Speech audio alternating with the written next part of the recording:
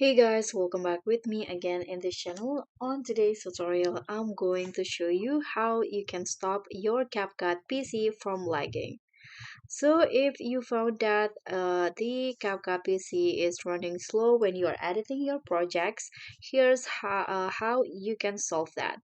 First, you need to click on anywhere on here beside the video until this detail show up, and in here you can see this is the proxy of the CapCut PC of your project. You need to turn this on.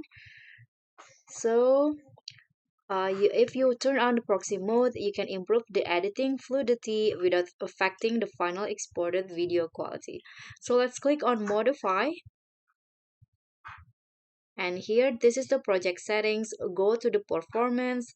So this is the proxy, so you need to turn it on so you can run your edit smoothly and faster without losing the video quality.